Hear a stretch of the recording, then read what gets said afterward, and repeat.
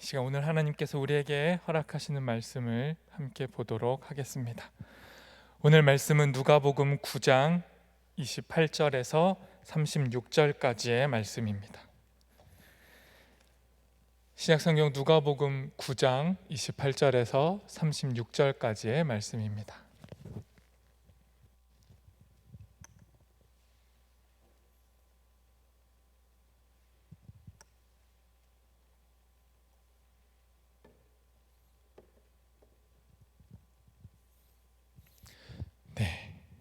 다 찾으셨으면 저 여러분이 한 절씩 교독하도록 하겠습니다. 제가 먼저 하나님의 말씀을 읽습니다.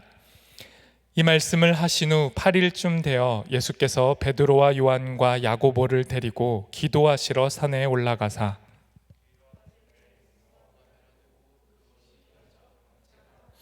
문득 두 사람이 예수와 함께 말하니 이는 모세와 엘리야라.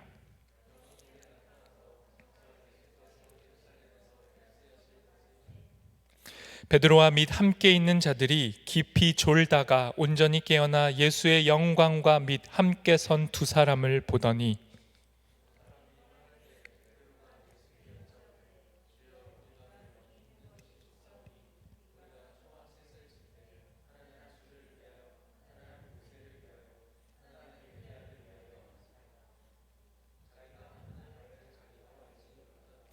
이 말할 즈음에 구름이 와서 그들을 덮는지라. 구름 속으로 들어갈 때에 그들이 무서워하더니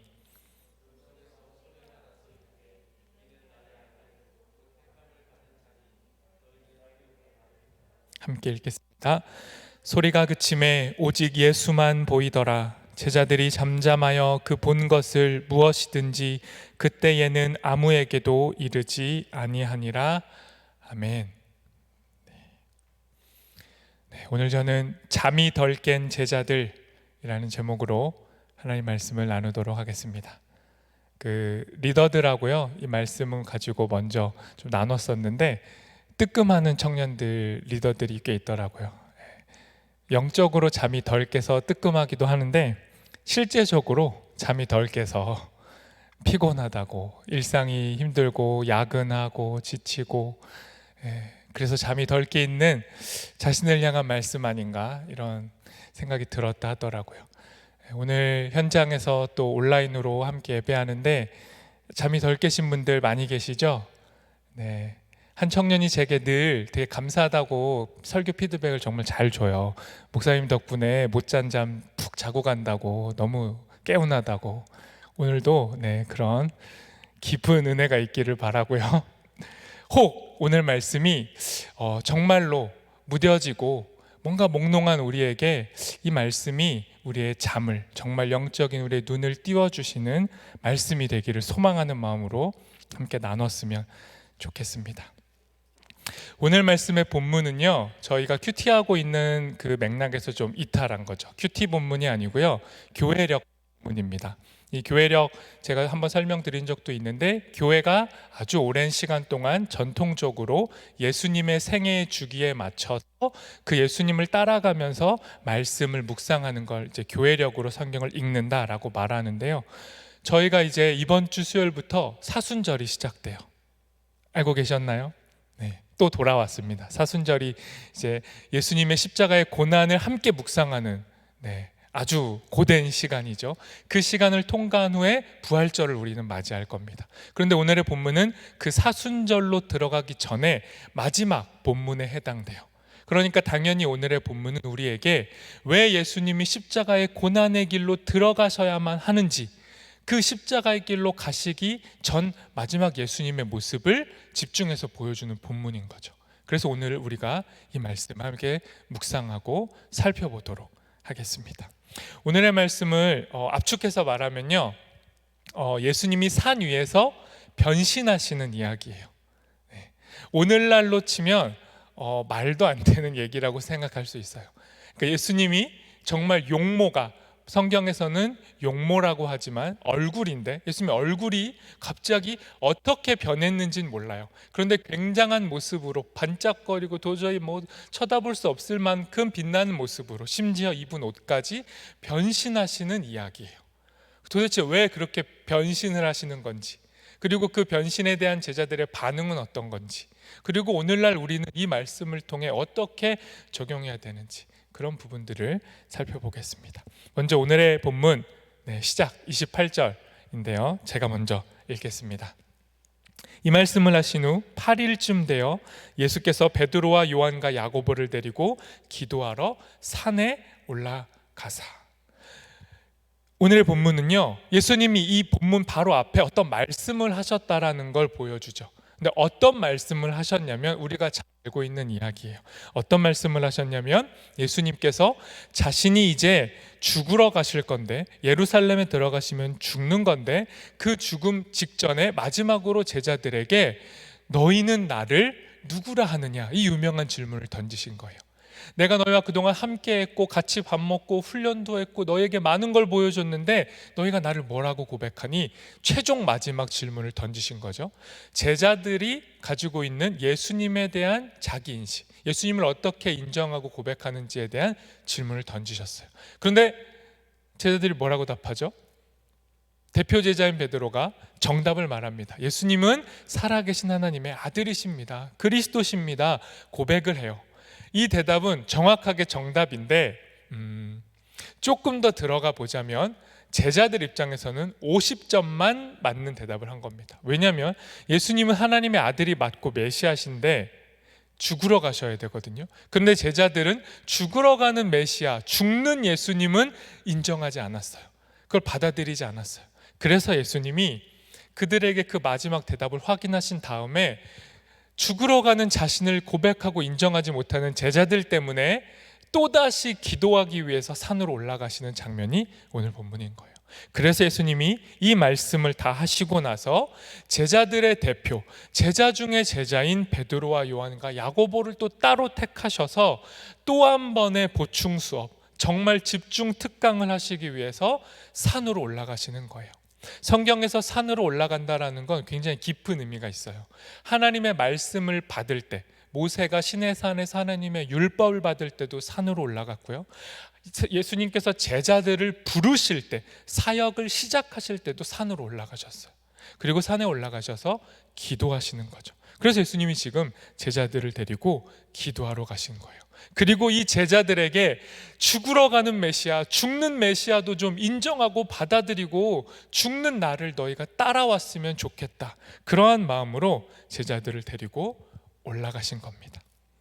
그리고 나서 어떤 일이 발생하냐면 예수님 열심히 기도하셨더니 29절에 이렇게 됩니다. 기도하실 때 예수님의 용모가 변해요. 아까 제가 말씀드린 것처럼 얼굴이 변하고 그 옷이 휘어져서 광채가 나는 겁니다.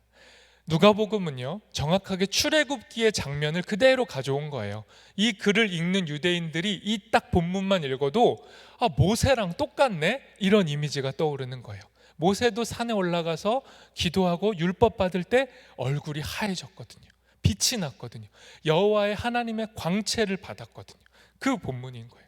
그러니까 지금 예수님은 산 위에 올라가셔서 변신을 하셨는데 이 모습이 마치 뭐와 같냐면 부활한 후의 예수님의 모습인 거예요. 부활하고 영광을 받으시고 또 승천하시는 정말 하나님의 모습이 이 땅에서 미리 재현된 거죠. 일어난 거예요. 그러니까 막 빛이 나고 하늘의 하나님의 모습이 예수님께 비춰진 겁니다. 그런데 이 장면, 이 빛이 나는 장면 속에 두 사람이 같이 등장해요. 30절에 등장하는데요. 제가 읽겠습니다. 문득 두 사람이 예수와 함께 말하니 이는 모세와 엘리야라. 예수님이 변신을 하고 계시는데 옆에 뜬금없이 두 사람이 등장한 거예요. 그럴 수 있지라고 생각하실 수 있는데 여러분, 전혀 그렇지 않아요. 모세랑 엘리야는요, 아주 오래전에 죽은 사람들이에요. 어떻게 죽었는지는 성경이 제시하지도 않을 만큼 신비스럽게 이 땅에서 사라진 존재들. 모세도 사라졌고 엘리야는 심지어 죽음을 보지 않고 하늘로 올라가 버린 그런 신비한 존재인 두 사람이 예수님이 변신하고 있는 장면에 등장한 거죠. 무슨 말이냐면요, 예수님의 변모, 변신은 죽음으로 향하는 예수님, 정말 하나님의 뜻을 보여주시는 거고요. 이 두 명, 모세와 엘리야는 예수님이, 영광의 그 주님이 지금 죽음의 십자가의 길로 가셔야만 한다, 이 길을 통과하셔야만 부활의 영광을 입으실 수 있다라는 걸 증인으로 증언해 주는 사람으로 등장한 거예요. 그래서 모세는 압축적으로 말하면 모든 율법을 대표하는 사람이에요. 모세오경이라고 여러분이 알고 계신 구약의 율법을 대표하는 사람이 모세인 거고요. 엘리야는 마지막 예언자, 마지막 선지자로 해서 구약 전체의 예언을 대표하는 거죠. 그러니까 모세와 엘리야라고 하면 구약 전체를 의미한다고 볼 수 있어요. 그러니 지금 예수님이 반짝이시면서 십자가의 길로 가시려고 하는 이 순간 구약 전체가 예수님의 길을 승인해 주는 거예요. 이 예수님은 구약 전체가 예표했던 모든 약속의 성취이고 이분은 그 찬란한 영광을 입으시기 전에 죽으러 가시는 게 맞다. 이분을 막지 말아라. 이분이 죽음으로 가시는 길이 결코 비참한 영광이 아니라 찬란한 영광의 씨앗이 될 거다라는 걸 증언해 주고 있는 거예요. 모세와 엘리야를 통해서. 그리고 나서 그 두 사람이, 아니죠, 총 세 사람이죠. 엘리야와 모세와 예수님 셋이서 이야기를 나눠요. 특별한 본문인데요, 무슨 이야기를 나누는지를 제시해줘요. 31절 제가 읽겠습니다. 영광 중에 나타나사 장차 예수께서 예루살렘에서 별세하실 것을 말할세. 그 두 명의 증인이 등장하고 예수님하고 무슨 얘기를 했을까? 누가복음이 우리에게 말해줘요. 예루살렘에서 별세하실 것을 이야기했다. 여러분, 여기 이제 별세라고 되어 있는데요, 원어로 들어가 보면 엑소도스에 가까워요. 이게 뭐냐면, 엑소도스 많이 들어보신 단어인데 출애굽기잖아요. 출애굽기에서 사용된 단어. 그러니까 원래는 탈출, 벗어나다, 빠져나가다 이런 의미예요. 그런데 지금 예수님께 이 엑소도스가 쓰였는데 이게 뭐냐면 예수님이 이 땅에서 벗어나신다, 곧 죽음을 맞이하신다, 이런 의미예요. 그러니까 예수님이 예루살렘에 가셔서 별세하신다, 죽음을 맞이하신다.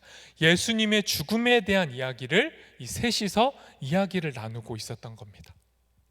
여러분, 예수님이요, 이 땅에 노예처럼 죽음의 노예로 살아가고 있는 우리를 엑소도스, 탈출시키시는 분이에요. 죽음으로부터 우리를 건져내시는 분이에요.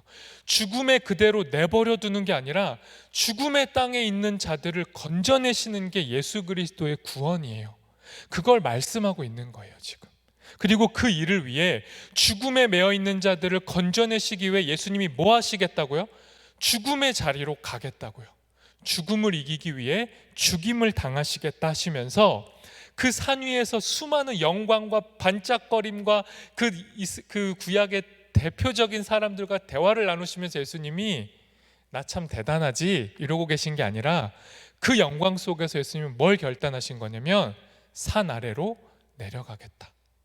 산 위의 영광 속에 멈춰 있지 않고 내려가서 산 아래 땅에서 지지고 볶고 싸우고 분열하고 분쟁하고 서로 죽이고 있는 그 현장으로 내려가겠다는 거예요. 예수님이 내려가셔서 그 죽임의 자리에서 자신이 죽임을 당하시겠다고 말씀하는 겁니다. 그리고 제자들에게 그 자신의 길을 따라오기를, 주님이 가시는 그 길을 제자들이 거부하는 게 아니라 주님의 길에 동참하고 그 길 위에 서기를 바라시는 마음으로 주님이 지금 모세와 엘리야와 대화하고 계셨던 거예요. 겉으로는 굉장히 반짝거리고 있지만 대화의 주제는 죽음이었습니다. 이런 이야기를 하고 있는데 제자들은 뭐 하고 있었을까요? 예수님이 분명히 기도하기 위해서 데리고 올라가셨는데 그 제자들이 뭐 하고 있었죠? 32절이 정확하게 증언합니다. 제가 읽겠습니다. 베드로와 및 함께 있는 자들이 깊이 졸다가 온전히 깨어나 예수의 영광과 및 함께 선 두 사람을 보더니, 예수님은 절반만 자신을 이해한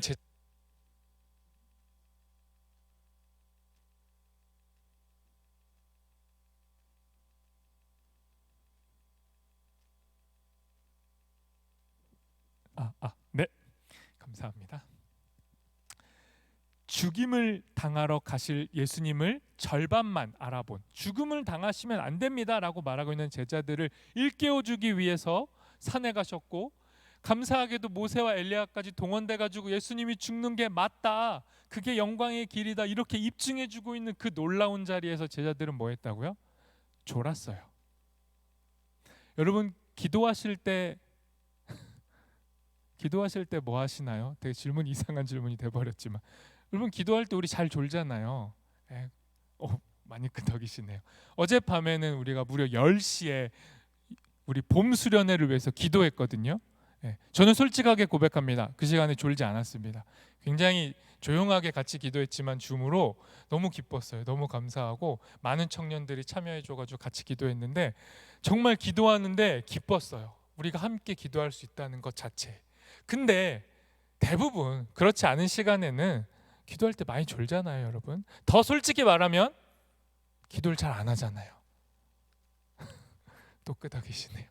기도를 많이 안 해요. 왜요? 기도해서 뭐 달라지나? 라는 생각이 우리를 지배하거든요. 그런데 예수님의 방법은 뭐예요? 기도예요. 예수님의 방법은 기도였고 제자들을 바꾸실 방법도 기도였어요. 그렇게 기도하고 계시는데 제자들은 깊이 졸았습니다.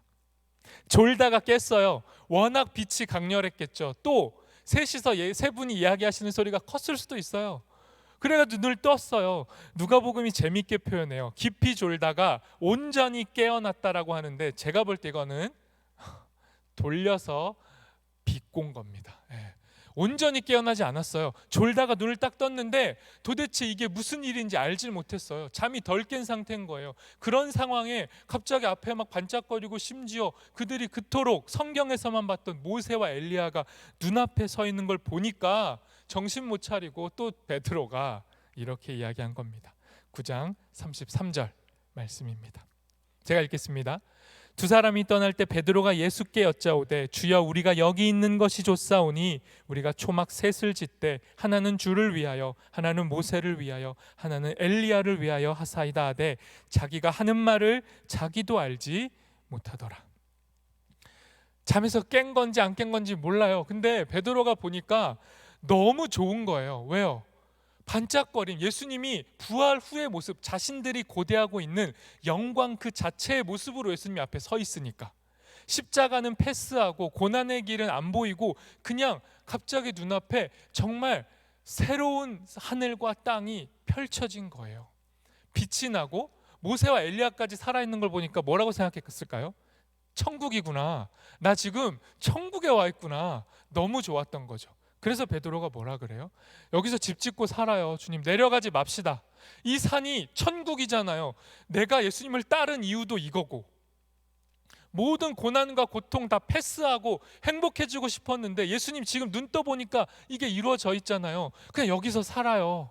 산 위에서 살아요. 내려가지 마요 라고 말한 겁니다. 그런데 여러분, 예수님은 내려가셔야만 했고 내려가셨어요. 내려가는 게 하나님 아버지의 뜻이고 내려가는 게 진정으로 그들에게 영광이 되고 구원이 된다라는 걸 아셨어요. 그래서 셋이서 같이 있었는데 두 명, 모세와 엘리야는요 구름으로 사라져요. 그들의 그 빛은 사라져 버려요. 그리고 나서 예수님만 남고요, 하늘에서 소리가 들립니다. 이 두 증인의 증언보다 더 강렬한 정말 결정적인 증언의 소리가 들려요. 34절 35절입니다. 제가 읽겠습니다. 이 말 할 쯤에 구름이 와서 그들을 덮는지라. 구름 속으로 들어갈 때에 그들이 무서워하더니 구름 속에서 소리가 나서 이르되 이는 나의 아들 곧 택함을 받은 자니 너희는 그의 말을 들으라. 잠이 덜 깨가지고 자기가 무슨 말 하는지도 모르고 그냥 내뱉었잖아요. 제자들이 뭐라고요? 여기가 좋아요. 그냥 여기가 좋아요. 반짝거리는 이곳이 좋아요 라고 하는 그들 앞에 하나님이 말씀하시는 거예요. 내 아들의 길, 걸음, 내 아들의 말을 들으라. 산을 내려가는 게 맞고 고난의 자리로 내려가는 게 맞고 그 자리에 함께 하다가 그 자리에서 죽는 게 영광이다. 그 죽음을 통해 나의 영광이 드러날 거다. 죽음 두려워하지 마 라고 하늘의 소리가 들린 겁니다. 이렇게 오늘 본문은요, 하나님의 영광, 그 찬란한 영광을 입은 예수님, 그리고 모세와 엘리야를 통해 신약과 구약이 만나버리는 거예요. 모든 성경의 뜻이 예수님을 통해 이루어지는데, 그 예수님의 뜻은 산 위가 아니라 산 아래에서 이루어진다. 산 아래로 내려가야 된다. 죽음을 통과해야 된다. 산 위에 머물러 있기를 원하는 제자들에게 산으로 내려가야 한다라고 말씀하신 겁니다. 그리고 오늘의 본문 마지막 절 제가 읽겠습니다. 소리가 그침에 오직 예수만 보이더라.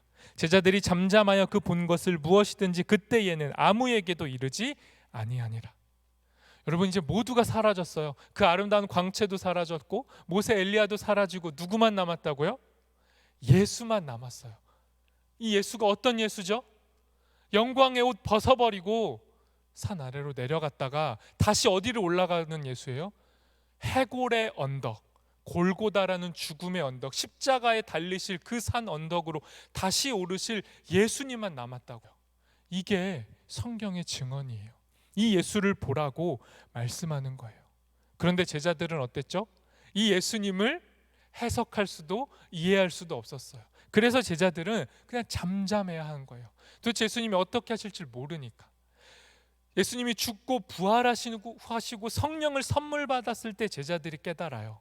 그때 예수님이 산에서 변화되신 이유는 바로 이 죽음을 통과한 영광을 말씀하신 거였구나. 그때 가서야 깨닫는 거죠. 지금은 잠이 덜 깬 상태라서 깨닫지 못하고 있는 겁니다. 여러분, 오늘의 본문은 우리한테 질문을 던집니다. 우리는 지금 어느 위치에 서 있는가? 여러분의 자리는 산 위인가요? 산 아래인가요? 여러분은 어느 길 위에 서 있는 거죠? 우리에게 질문하는 겁니다.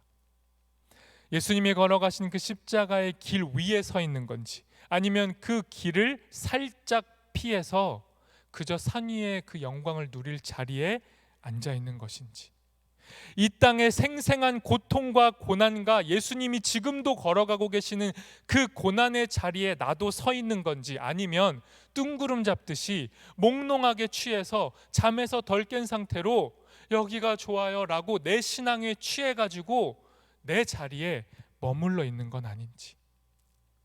여러분, 모세도 언약 받고 돌판 들고 산으로 내려갔어요. 엘리야도 남은 자들의 약속을 붙잡고 하나님의 말씀 붙잡고 산 아래로 내려가서 말씀을 전했어요. 예수님은 하늘의 모든 영광 버리고 이 땅에 내려오셨고, 내려오신 자리에서 더 내려가서 죽음의 자리까지 내려가셨어요. 예수님은 십자가로 직진하셨어요. 그런데 우리는 여전히 산에 오르기만을 원하고 산 위의 영광만을 보고 있고, 땅 아래 우리가 터하고 있는 이 땅의 현실은 외면하고 있다면, 여러분, 우리의 신앙이라는 건 맹신 아니면 광신일 수 있어요. 여러분이 말하는 나의 신앙, 뜨거움, 나의 좋음, 나의 행복, 내가 예수님을 섬기는 그 기쁨의 이유가 단지 산 위의 영광만을 보고 있다면, 여러분의 신앙은 아주 고난을 싹 빼버린 과도한 신앙, 맹신과 광신, 그 사이 어디쯤일지 모른다는 거죠. 그래서 여러분, 잠에서 깨야 돼요. 잠에서 깨지 않으면 여러분이 가지고 있는 신앙, 여러분이 가지고 있는 복음을 세상에 전할 수가 없어요. 세상이 우리와 대화가 안 될 거거든요. 내가 가지고 있는 신앙이 산 위에 있는 번역되지 않는 산의 언어만 내가 갖고 있으면 땅을 살아가고 있는 예수님 모르는 사람들은 우리가 하는 말을 알아듣지 못해요. 마치 베드로처럼 내가 말하면서도 내가 무슨 말 하는지 모르는 것처럼, 여러분이 기도하면서 여러분이 뭐라고 기도하는지 모르는 것처럼, 여러분이 가진 신앙이 도대체 뭔지를 여러분 스스로 고민해보고 말하지 못한다면 어떻게 우리가 복음을 전합니까? 땅의 고통의 자리를 살아가고 있는 자들에게 우리가 소통하고 불통하지 않고 복음을 전하려면 우리는 땅 위에 서 있어야 되고, 땅의 길 위에 있어야 되고, 예수님과 동행해야 되는 겁니다. 여러분, 저는 오늘 이 본문 보면서 여러 가지 면에서 우리가 잠에서 덜 깰 수 있어요. 개인적인 신앙에서 이미 깨어나지 못해서 영적으로 부족해서 영적으로 잠들어 있는 사람도 있을 수 있고요. 여러 가지 면에서 사회에서 벌어지고 있는 아픔들에 눈을 감고 잠들어 있는 사람이 있을 수 있어요. 그런데 저는 오늘 이 본문이 마치 우리가 지금 터하고 있는 상황인 우크라이나의 전쟁 상황과 너무 연결이 됐어요. 뭐냐면 보통 때는 잠들어 있는데 전쟁이 터져버리니까 제가 먼저 고백하자면 제가 잠에서 약간 깨는 거예요. 아니 사실 우크라이나 전쟁 전에도 심각한 일은 많았어요. 더 우크라이나 안에도 더 많은 분쟁들이 있었고 러시아는 계속해서 우크라이나를 야금야금 집어삼키고 있었고 세계의 많은 곳에서는 우리가 외면하고 무관심하는 자리에 더 많은 아픔들이 일어나고 있고 지금도 일어나고 있잖아요. 우리나라만 봐도 코로나 너무 심하고 대선 전국에 여전히 누구를 뽑아야 할지 모르는 사람이 너무 많고 갈등하고 있는 상황들, 기도해야 할 게 너무 많아요. 그런데 그 많은 일들에 솔직히 저부터 고백하자면 저는 잠들어 있었어요. 그렇게 민감하게 반응하지 못했어요. 그냥 제가 더 중요했죠. 제 상황과 우리 교회, 우리 청년 정도가 더 중요했죠. 그런데 우크라이나 전쟁은 여러분 무게가 달라요. 그냥 마치 변화산에서 예수님이 환하게 변신하시면서 제자들을 일깨우신 것처럼 잠들어 있는 우리의 영혼을 일깨우시는 사인 같은 거예요. 더 이상 잠들어 있지 말아라. 더 이상 기도하지 않고 있지 말고 깨어서 기도하라는 징표 같은 거죠. 그러니 우크라이나 전쟁을 보면서 여러분 이런 태도는 안 돼요. 아, 전쟁 안 되지. 러시아 잘못했네. 푸틴 나쁜 놈이네. 역시 나쁜 놈이네. 정말 남의 집 불구경하듯이 평화가 중요하지 전쟁은 안 돼 라는 정도에서 그쳐버리면 여러분 그건 기도도 아니고 관심도 아니고 더 우리를 깊이 잠들게 할 거예요. 여러분 영상 하나를 보도록 하겠습니다. 이미 보신 분도 계실 수 있는데요. 잠깐 보겠습니다.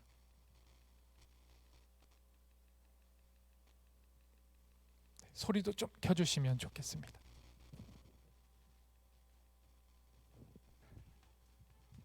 Хорошо, все, все живи пока. Если что, мама, папа, я вас люблю, все будет нормально.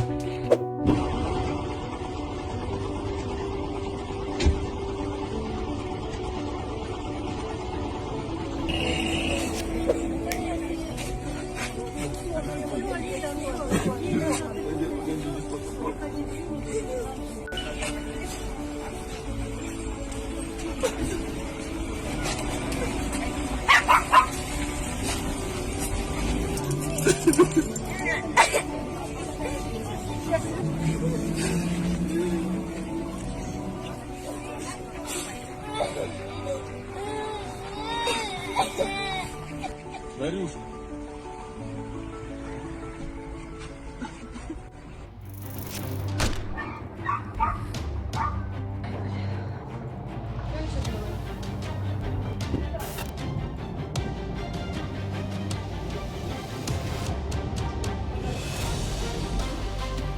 Лідери, шановні світові лідери свободного світу, якщо ви нам сьогодні не допоможете, якщо ви потужно не допоможете Україні, то завтра війна постукає в ваші двері. Слава Збройним силам України! Слава Україні! 여기까지 보겠습니다.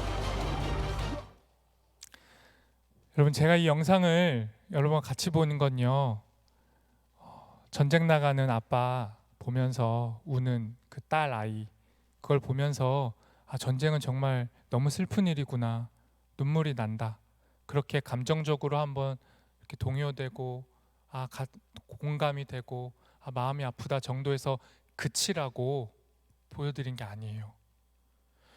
여러분 저는 정말 여러분 스스로 우크라이나도 한번 검색해 보시고 러시아도 검색해 보시고 푸틴도 검색해 보시고 도대체 왜 이런 일이 벌어지고 여기에 유럽과 미국은 뭐 하고 있는 거고 어떻게 연결돼 있는 거고 왜 우크라이나는 그런 선택을 할 수밖에 없었던 건지 찾아봤으면 좋겠어요.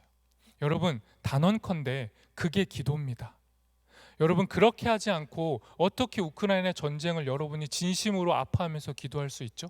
저들을 알지도 못하는데 우리가 우크라이나에 들어가서 막 구조해주고 도와줄 수 없어요. 그렇게 할 수 있다면 대단한 일이지만 그렇게 할 수 없다고 해서 그들을 알 수 있는 방법이 없는 게 아니에요. 찾아보는 겁니다. 이번 이 전쟁 사태만이 아니라 우리 주변에서 이 땅에서 예수님이 걸어가신 그 땅에서 산 아래에서 벌어지고 있는 일들에 우리가 잠자고 있지 않고 깨어서 관심 갖고 알아본다면 여러분 우리의 태도와 기도가 달라질 거예요. 여러분 많은 변명을 합니다. 푸틴이, 러시아가. 그리고 세계 정세라는 게 이렇게 말해요. 이 전쟁이 어쩔 수 없었다. 우크라이나만 고립된 게 아니라 러시아도 고립돼 있었다. 유럽에서 치고 들어오지, 미국이 제재하지. 그러니까 꽉 막혀있던 푸틴이 이 힘의 균형에서 자기를 지키기 위해서, 자기 나라를 지키기 위해서 어쩔 수 없이 힘의 균형추를 맞추기 위해서 우크라이나를 침공할 수밖에 없었다. 이런 이야기들을 해요. 그게 힘의 논리다. 심지어 너무 안 좋은 소리는 그 사이에서 균형을 잘못 이룬 우크라이나의 잘못도 있지 않냐, 우크라이나 대통령이 못한 거 아니냐, 이런 이야기들로, 전혀 다른 이야기들로 이 사태를 보는 시선들도 있어요. 여러분 푸틴이 이렇게 말해요. 우리도 고립됐고 우크라이나는 원래 우리 형제다. 우크라이나 원래 같은 한 줄기 뿌리에서 나왔고 루스라는 뿌리에서 나왔고 우리는 한 러시아고 말도 같다. 언어도 같은 말을 쓴다. 심지어 뭐라고 말해요? 종교도 같다. 푸틴이 말하는 게 무슨 종교인 줄 아세요? 기독교예요. 러시아는 우크라이나도 그렇고 정교회가 주 종교입니다. 정교회는 기독교 3대 종파 중 하나예요. 가톨릭, 정교회, 개신교. 다 기독교란 말이에요. 그 거대한 기독교, 예수 그리스도의 사랑을 외치고 있는 그 기독교를 믿는 러시아가, 푸틴이 우리 한 뿌리다, 같은 종교니까 우리 같이 살아야 되는데 지금 유럽과 미국이 이걸 방해하고 있어서, 또 우크라이나가 잘못된 길을 가고 있어서 우리가 이 평화를 위해서 무력을 쓰는 거다, 어쩔 수 없다 라는 변을 하고 있는 거예요. 여러분 이게 맞는 말인지, 정말 그럴 수밖에 없나? 고민해 보시고 찾아보시고 여러분이 진정으로 기도해 주셨으면 좋겠어요. 여러분 저는 단지 우크라이나 전쟁만이 아니라 기독 청년들이, 기독 신앙인들이 사회에서 벌어지는 일들에 잠자는 채로, 잠이 덜 깬 채로 내 신앙에만 취해서 살아가지 않기를 바랍니다. 저 역시 이 계기로 잠에서 깨는 거고요. 우리 같이 잠에서 깨서 기도했으면 좋겠어요. 그래서 오늘은 설교를 마치면서 함께 찬양하고 기도하지 않고요, 같은 기도문을 가지고 기도하도록 하겠습니다. 지금 이 우크라이나 사태를 놓고 세계 교회들이 기도하고 있는데요, 그 중에 함께 기도하기에 참 좋은 기도문인 것 같아서 제가 좀 가져와 봤습니다. 제가 먼저 앞부분에 기도를 하고요, 현장에 계신 분들과 또 영상으로 보시는 분들도 같이 기도하고 마치도록 하겠습니다. 끔찍한 전쟁의 영향을 벗어나고자 피난처를 찾는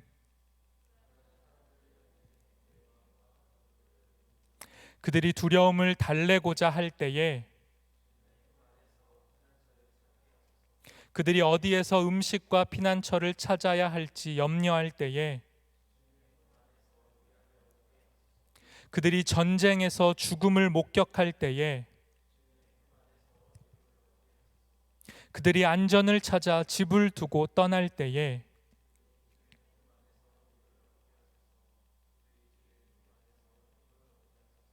사람들이 폭력으로 좋은 것을 얻을 수 있다고 믿는 광기로부터 우리 모두를 구원하여 주십시오.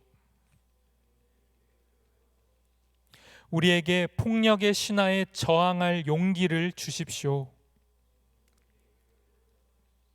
강력한 군사력을 갖고 있다고 자신하는 우리의 교만을 용서하여 주십시오.